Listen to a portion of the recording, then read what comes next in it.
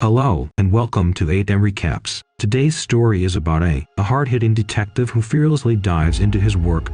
Seo Do-won is relentless when it comes to bringing criminals to justice. Willing to take on any case, no matter how hard, Do-won has made a name for himself as a man who gets the job done. Before we start the recap, we are giving away $100 every week for the first one who will answer the question in the end of the video.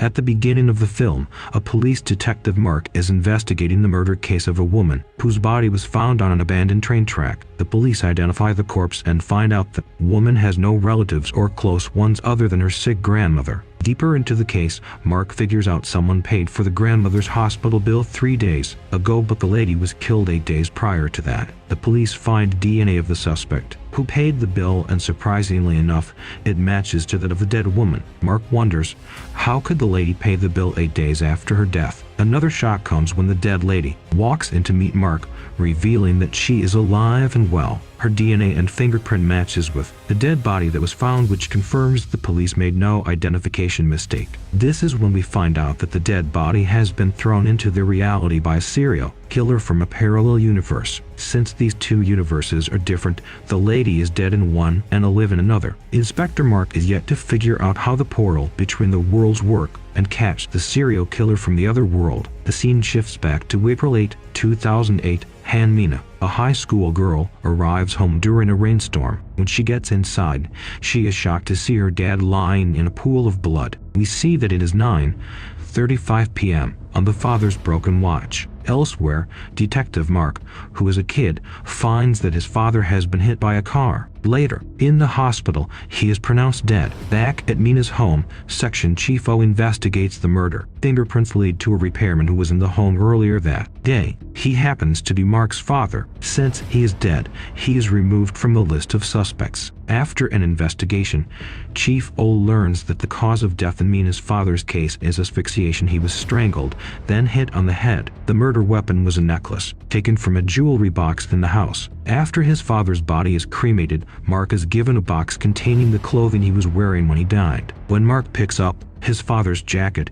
something falls out. It's a necklace, the same one used as the murder weapon. The series fast forwards to the present day in 2020. On a rainy night, someone rolls a suitcase along a set of train tracks. Blood can be seen trickling out of the suitcase. Meanwhile, we see that Han Mina now works as a prosecutor and Seo Mark is a police detective. They frequently work together on cases and know each other well. Mark has hidden the secret about Mina's father's death from her. One day, Mark and his partner, Kim Jin-woo, are out patrolling when they see a criminal driving away in his car. The detectives take off after him and end up on some old train tracks. Eventually, the criminal gets his car stuck in between the tracks in Mukhyong Station. Mark pulls him out of the car as the criminal still brags that nothing will happen to him. Suddenly, he starts screaming and Mark notices that the car's wheel stopped on a human skeleton. In his shock, Mark lets go of the criminal, who quickly attempts to escape. He tries to climb a steep hill and accidentally unearths a tote bag, which opens and spills out a second skeleton. By morning,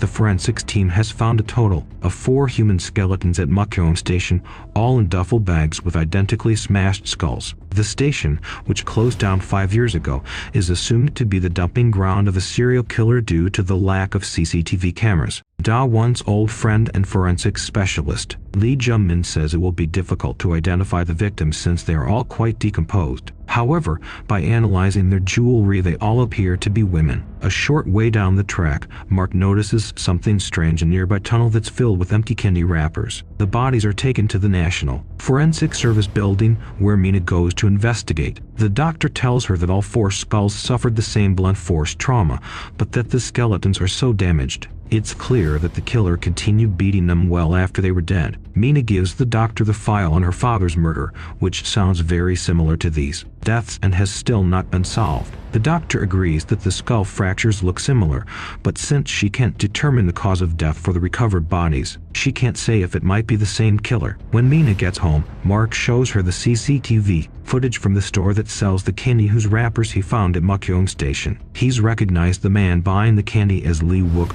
Mina's former stepbrother. At Mukhyong Station, a man stops by some train tracks to pull candy from his pocket, dumping the wrapper. He sees the body of the dead giant cat and begins to throw dirt over it with his bare hands. A policeman arrives at the scene and tells him that he can't be there, but he just continues covering the cat as he repeats, "Danger, mirror, traffic lights, stop the man of Lee Wook, Mina's former stepbrother." The police take him home, where his mother, who is also Mina's former stepmother, Jo Young-ran, screams at the cops to just take him with them. Meanwhile, Mark arrives at the scene to talk to Wook. He realizes that Wook has become mentally handicapped since he last saw him. When everyone calms down, Mark reintroduces himself to Young-ran. She remembers Mark as the guy who took Mina to live with him after her father died. It turns out Mark took her, and since Young-ran used to abuse Mina and Wook would sexually harass her. Mark learns that Wook incurred a head injury when he was driving drunk and plowed into a telephone pole. He then approaches Wook, who barely acknowledges him,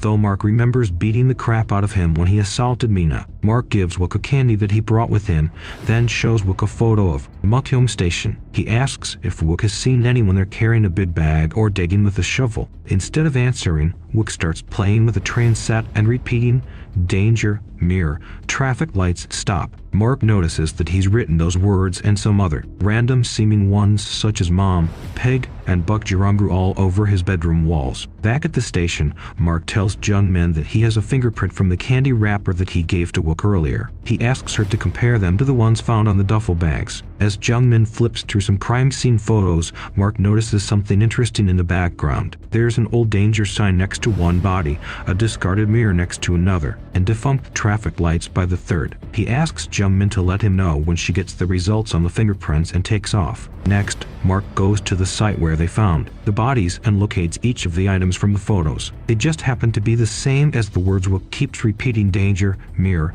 traffic lights," though he doesn't see a stop sign to go with stop. Just then, Jungmin calls him to confirm that Wook's fingerprints match the ones found on the duffel bags. At the same time, Mark finds a stop sign, and it becomes clear that the words are reminders of where the bodies were hidden. He calls Ji Hyuk and tells him to look for anything connected with the word Bukjarungru, certain that there's a fifth victim and that the word Bukjarungru on Wook's wall will lead them to it. When he hangs up, he finds Mina standing behind him. She asks what he means about Bukjarungru and a fifth victim, so he explains everything to her. She believes that this means Wook also killed her father, but Mark mutters that Wook had nothing to do with her father's death. He adds that Wook isn't the same as he was 12 years ago because of his accident, but Mina isn't listening anymore. Instead, she sees a flyer on the wall for Bukjarungru Chinese food delivery. They split up to look for a fifth body, unaware that Wook has snuck away from his mother and is outside digging another hole. Mark experiences a strange moment where he gets a sudden headache and hears a train,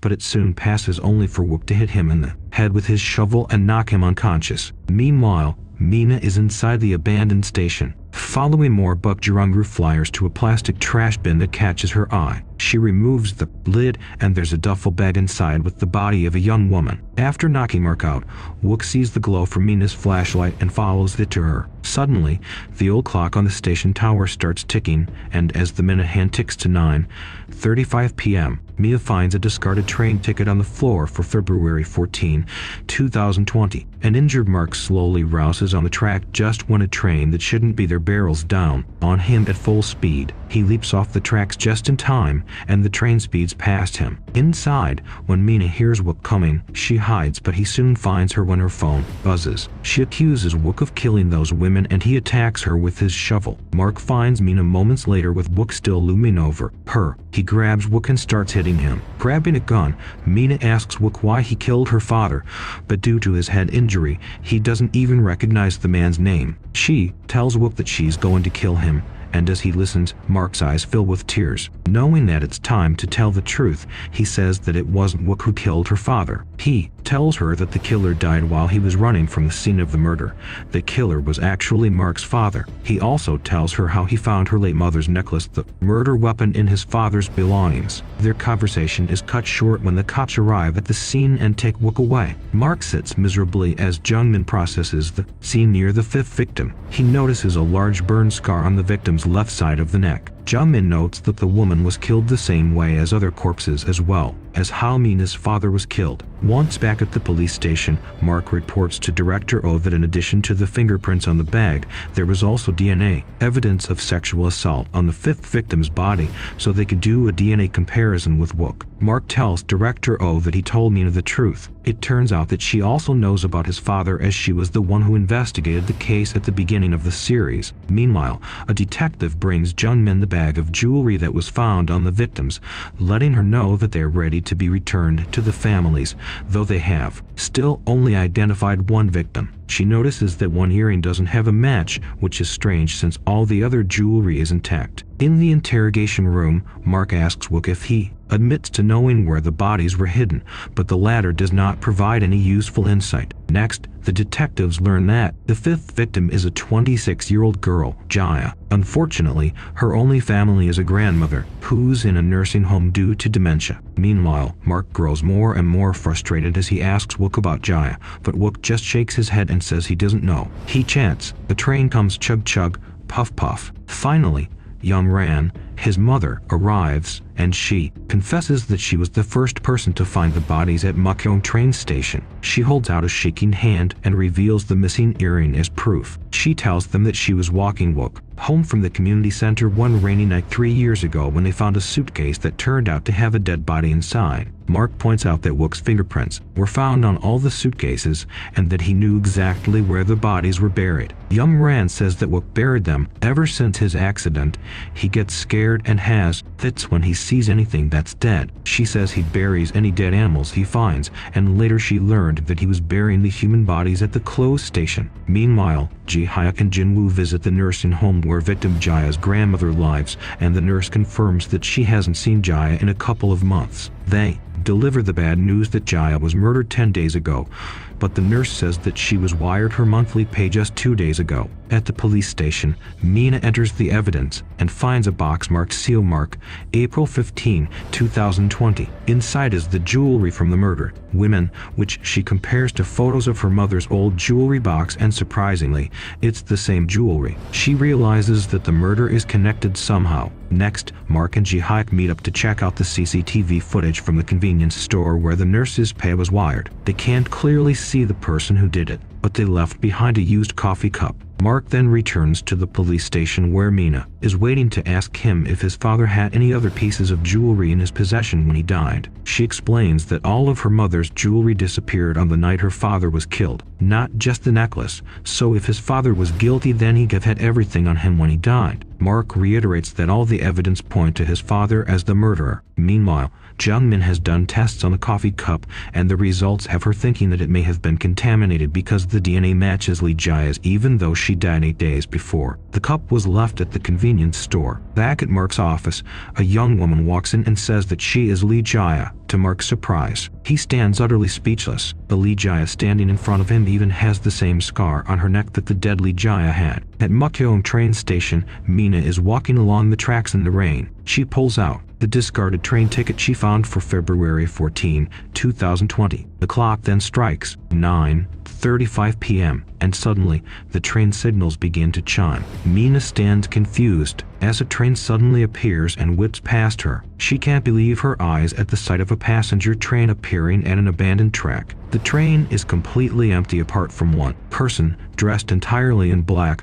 wheeling a large suitcase through the compartments. She hears a suitcase being tossed out of the train and walks over to it. She starts to unzip the bag when the cocking of a gun turns her head. A shot rings out, heard only by the sole patrol officer on duty. In the meantime, Mark and Jaya sit in a private room, and she's shown photos of her dead self. While she tries to process what she's seen, a call from Ji-hyuk further complicates things. The dead Lee Jaya has the same exact fingerprints as Lee Jaya, which means it can't be a case of unknown twins or mixed identities. Another call to Mark has him running down to the train station. In the next scene, the phantom train reappears at another station, this time full of passengers. A suited man disembarks with a gun in hand. Mark arrives at the train station and learns that the patrol cop discovered the new suitcase with yet another dead woman inside. The cop is confused himself as no one entered the premises except for a woman detective that is, Mina. Not far from the tracks, Mark discovers Mina's limp body, shot through several times. He pleads with her to wake up,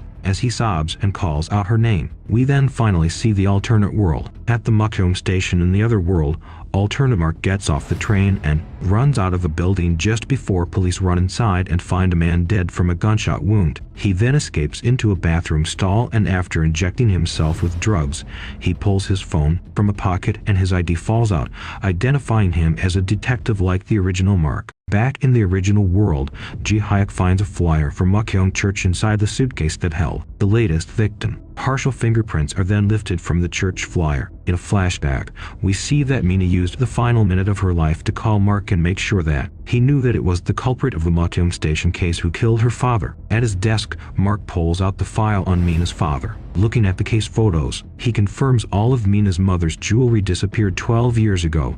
The victims of the Mukyong station case were wearing them. During a meeting to review the evidence on the serial killer's latest victim, Ji-hyuk reports that the fingerprints have been chemically erased, but the fingers are stained with a dye used on car seats. What makes victim 6 unique is the fact that she wasn't wearing any of the jewelry that was stolen 12 years ago. Ji-hyuk then reports to Mark that 3 right-hand fingerprints were lifted from the church flyer. At the police station, Mark learns from Ji-hyuk and Jin-woo that the fingerprints match those of a man involved in a huge drug scandal 3 years ago, Lee Jin-sung. Mark was his arresting officer, and since no one knows where Jin-sung went after he left prison, Mark suggests looking up his girlfriend. Soon enough they find the girlfriend, Park Min-kyung, in a club, and also Jin-sung, who attempts to escape at the sight of the police. In a flashback, we see that Min-kyung handed Mark a USB that contained the illegal ledger of Jin-sung while he was detained 3 years ago. All she asked for was a lighter sentence for her boyfriend. Back in the present, Mark recognizes the clip in Min-kyung's hair and guesses that it was a gift from Jin-sung. Pointing his gun at Jin-sung's head, Mark demands to know where he was 4 days ago, and he stammers that he was at work. Jin-woo and Ji-hyuk arrive and report that according to surveillance footage, Jin-sung is telling the truth. Jin-woo arrives to remind Ji-hyuk about the fingerprints, and he demands to know how Jin-sung's right fingerprints ended up on the church flyer. Min-kyung pulls off the glove on her boyfriend's right hand and reveals that his index and middle fingers have been cut off. The detectives are left in shock as their investigation has been stuck at a dead end. Next, Mark goes to the Mukyong church but finds it deserted. He stands in surprise as the flyer lists a current schedule of events. Mark enters the empty Mukyong church and finds a pamphlet from 2015 that lists the church's new name and location. He immediately visits the location and finds out the church has been in that location for 5 years. Upon closely inspecting the flyer, the man points to the photo of a pastor and informs Mark that it's been 3 years since he passed away. In his car,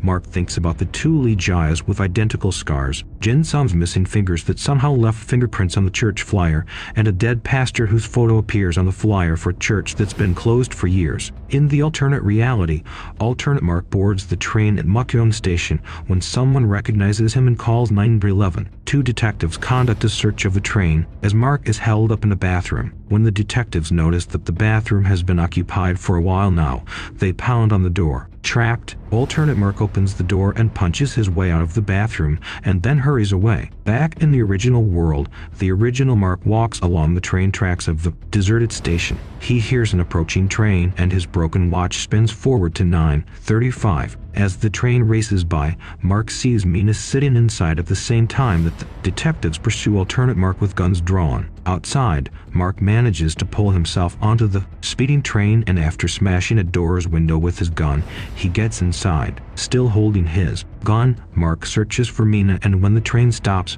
he approaches someone who looks like her. Sadly, the woman isn't Mina. The detectives arrive just at that time to catch the wrong Mark. In the ensuing panic, Mark gets away, but he drops his case photos. Mark exits the train and surprisingly finds himself at a bustling Mukyong station. He has arrived in the parallel world. As the detectives close in, Mark runs from the station into streets filled with people. He stops in front of Mukyong Church, which looks nothing like its deserted counterpart in Mark's world. Mark is handed a familiar-looking church flyer by a pastor who happens to be still alive in this world. Mark is forced to run when a police van arrives on the scene. When Mark stops to catch his breath, a warning shot is fired behind him. he turns around to see a woman detective who looks exactly like Mina. Next, as Mark gets transferred into custody, he sees Mina's badge. Her full name is the same, but her job in this world is a police officer. Mina slides a photo of drug trafficker Lee Jin-sung and accuses him of murder. Prior to this murder, Alternate Mark was under investigation for an illegal drug, charged with Lee Jin-sung as his supplier. Mark doesn't see how the evidence points to him as the suspect. Determined to prove his innocence, he claims that he doesn't use drugs and consents to any bodily tests to prove it. He adds that they'll know for certain that he isn't the culprit when they compare the bullet from his gun with the one from Lee Jin-sung's body.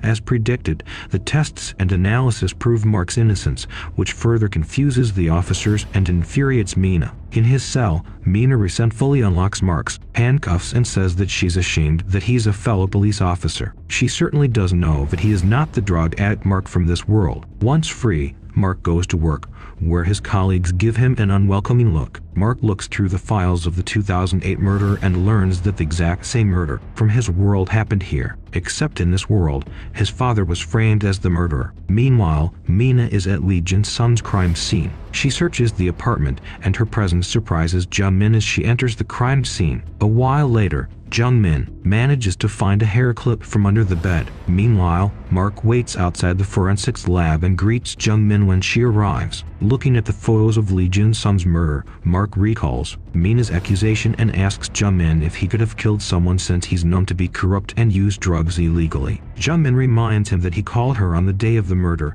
insisting that he didn't kill Lee Jin-sung. Mark realizes that his other self didn't kill the drug lord. She shows him the hair clip. It's the same hair clip that the girlfriend had in Mark's world, and he recalls the girlfriend's name, Park Min-kyung. After her encounter with Jung-min, Mina looks into Lee Jin-sung's call records and finds a repeating number that belongs to Jin-sung's girlfriend. The following day, Mark meets alternate Park Min-kyung at her home and shows her a photo of Lee Jin-sung. He soon notices that alternate Min-kyung is married with a baby on the way and has no connections with Lee Jin-sung. As Mark leaves the house, he notices a USB hanging from Min-kyung's car rearview mirror, the same one that Min-kyung in his world shared with him. Mark decides to confront Min-kyung, knowing that she is somehow related to Jin-sung. Min-kyung suddenly grabs her stomach in pain and is rushed to the hospital. In a flashback, we see that Jin-sung begged Min-kyung over the phone to not leave him for another man and threatened to tell her husband about them. The doorbell rang and Jin-sung asked Min-kyung to stay on the line. Over the phone,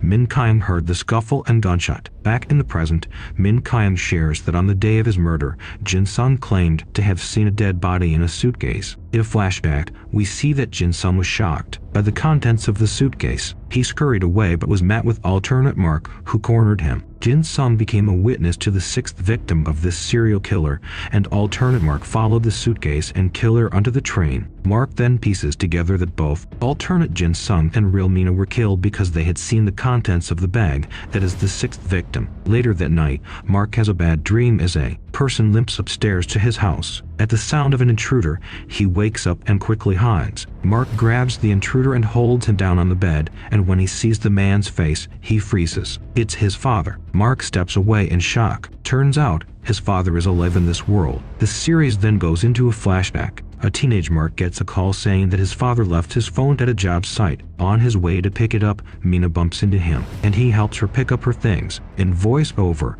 adult Mark narrates, "The forked road envelops two worlds. That day, our two different choices changed our fate. In one reality, Mark just watches Mina and then continues on his way, while in another, he chooses to approach her. This creates a split in reality that births two different worlds with two very different futures. In one reality, Mark's father goes back to his customer's home for his phone. He is very drunk as he stumbles through the front door and briefly passes out. When he wakes, he's lying next to a dead body. He thinks the man is sleeping and tries to wake him, and a gold necklace falls from the dead man's throat. Mark's father picks it up and sees that it's covered with blood, and he finally realizes what's happening. He flees the house, taking the necklace with him because it's got his fingerprints on it. Mark sees his father running down the street and manages to grab him out of the way just as he's about to be hit by a car. This is the alternate world that the original Mark is currently stuck in. In another reality, Mark gives the pretty girl at the bus stop his umbrella and then leaves without a word. He then gets stopped by a restaurant owner who complains about his father getting drunk and making a mess at her place. Because of these delays, Mark is too late to save his father from being killed by the hit-and-run driver. He loses his father, but he gains a friendship with Mina, only to be devastated by her death. 12 years later, this is the original world. The series is back in the present, where Mark freezes as he sees his father in this alternate reality. Technically, the father is alternate, Mark's father. Mark learns that the father was in prison for 10 years for the murder of Mina's father. He starts to leave, but Mark asks him shakily what really happened 12 years ago. He sobs that he knows father is innocent and asks why he was framed for the murder. His father says he doesn't remember anything as he was too drunk. While his father sleeps, Mark stays up late researching this world's version of the Mukyum residential murder. He sees that in this reality, Section Chief O had arrested his father as the killer, while in the original one, she had the case closed since he was already dead. At work,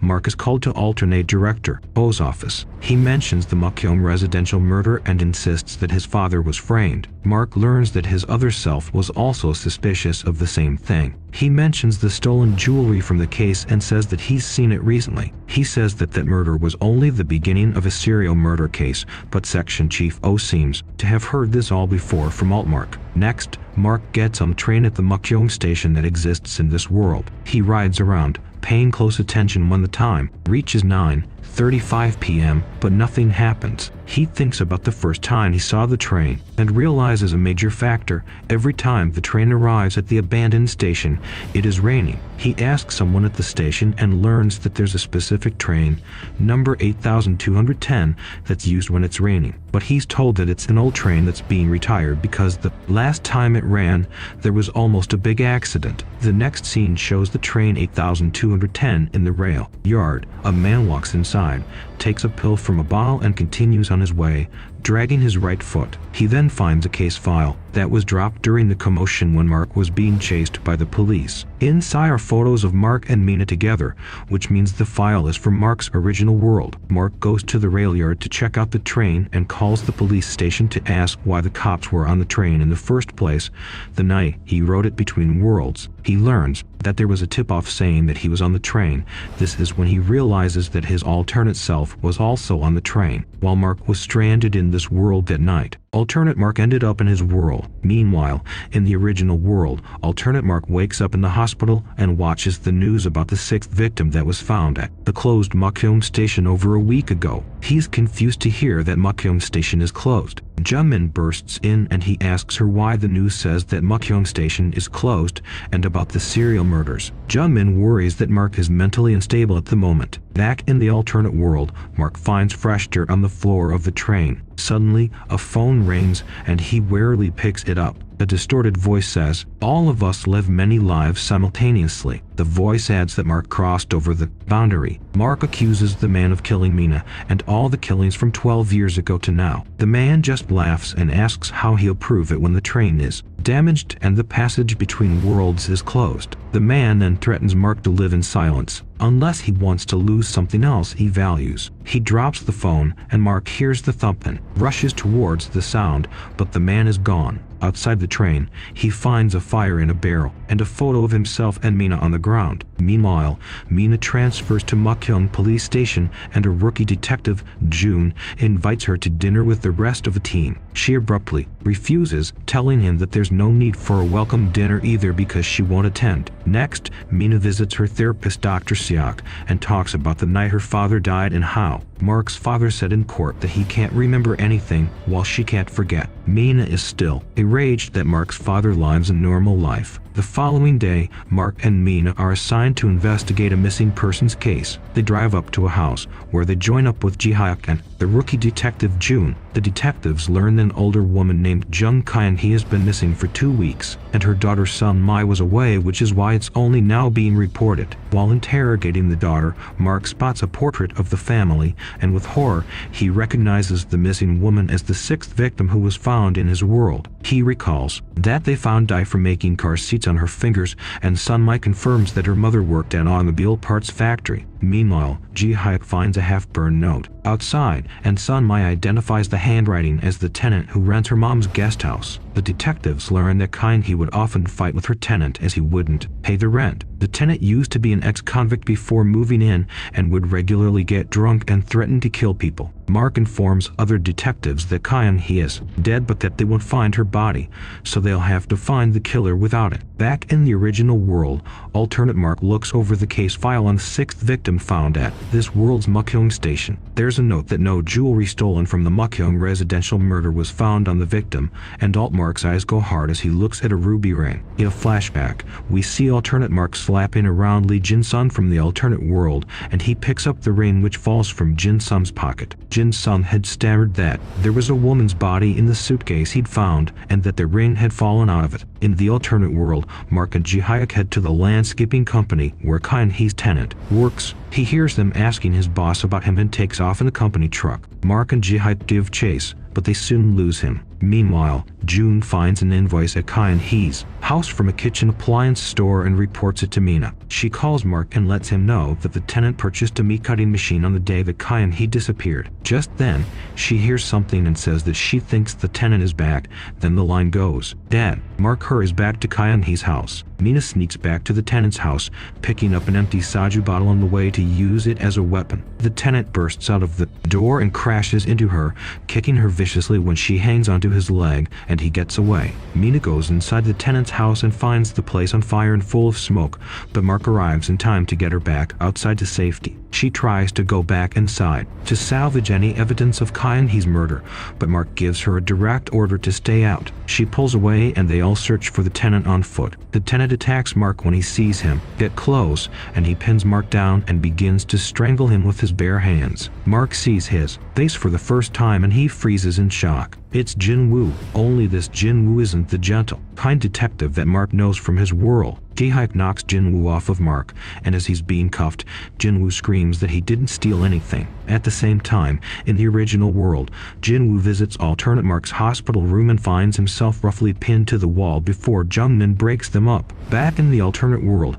Mina finds the meat-cutting machine. The alternate Jungmin and a luminol spray shows that there's blood on the blade. The blood is then sent for analysis. While Jin Woo waits to be questioned in the interrogation room, Mark wonders if he could really be the culprit. This Jin Woo has a long rap sheet, including a felony assault case when he was a teenager. Mark goes into the interrogation room and Jin Woo snarls that 4 years ago, Mark had framed him for robbery. Mark scans Jin Woo's file, then tells the team that Jin Woo didn't kill his landlord and leaves to report to Director O. Just as Mark is about to explain to the director why he doesn't think Jin Woo is guilty, Mina enters her office. He tells the director that Jin Woo was only released from jail 6 months ago, so he's not a suspect. She says that Jung Kai He only went missing 2 weeks ago, but Mark can't tell her what he knows about the timeline of the other murders, which all happened within the last 3 years when the alternate Jin Woo was in prison. Instead, he explains that he's independently investigating a strain of serial murders and that Kai He is the latest victim. Mina leaves the office and stalks the station halls. Just then,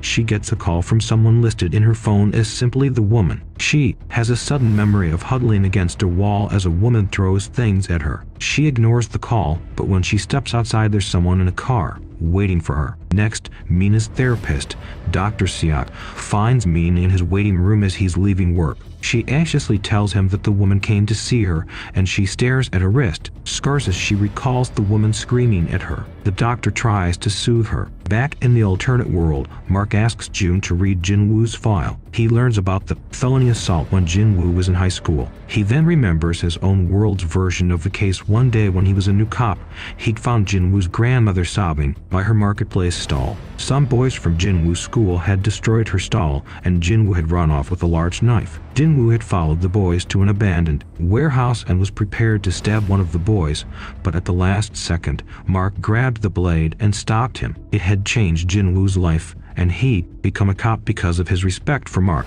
But in the alternate world, Mark hadn't been there to stop Jin Woo, so he'd stabbed the boy and his life had been ruined. Mark then goes into the interrogation room and tells Jin Woo that he believes he's innocent of Kai He's murder. He asks why Jin Woo started the fire and bought the cutting machine. Jin Woo refuses to say, suspicious that Mark is trying to set him up. but he does tell Mark that he'd often given Kyan a ride home from the train station and that on the day she disappeared, he saw a strange car along the road she usually walked. He's amused by Mark's interest, and he sneers he won't tell Mark anymore until he's set free. Mark offers Mina a ride to the crime scene. Upon reaching, he walks the shortcut where Kyan he would have been that night, and just off the path he finds her cell phone. It indicates that this is where Kyan he was grabbed, and Mark tells Mina that Jin-woo would have no reason to attack her way out here when they live in the same house. On top of that, the DNA results from the meat cutter are back, and the blood on it is from an animal. Meanwhile, Jin-woo manages to escape from his cell. After learning about it, Mina is suspicious of why Jin-woo would try so hard to escape if he's innocent. Mark recalls Jin-woo saying that he would punish anyone who hurts those he loves. Mark realizes Jin-woo is after whoever is responsible for his grandmother's death. While Ji-hyuk and June check out the building where Jin-woo's grandmother ran her market stall, Mark and Mina find a digital camera in Jin-woo's truck. On it are photos of a house, inside and out, at all times of the day. Ji-hyuk calls Mark with information that the building where Jin-woo's grandmother and other vendors ran her stalls had some trouble last year with the construction company that was slated to redevelop the area. A violent protest broke out, badly injuring Jin-woo's grandmother, one of the company's employees. She later died in the hospital. The company responsible is Gunhyeon Development. Knowing that Jin-woo likely plans to go after his target right away, Mark calls for backup. Mark, Ji-hyuk, and June arrive at the house at the same time, but the doors are locked and they've been unable to reach the owner. In the next scene, we see that Jin-woo is already inside, standing over the sleeping homeowner with a large knife. Jin-woo raises the knife, but Mark arrives in the room to grab his arm, but he is thrown across the room. As Jin-woo proceeds to attack Mark, Ji-hyuk arrives and fires on Jin-woo from the doorway. Mia runs in just seconds later and flips on the lights, and she notices that the homeowner is still in bed. They all realize at the same time that she's already dead, and Mark recognizes her as Jo Young-ran, Mina's abusive stepmother. Just then, Mina notices a necklace that Young-ran is wearing. It's one that had belonged to her mother, and it even still has her mother's initials on the back. Today's question: what's the name of the object that was burned so many times? For more chances, we're uploading recaps with quiz every day. Turn on the notifications to collect more prizes. The winner will be announced every week. Good luck!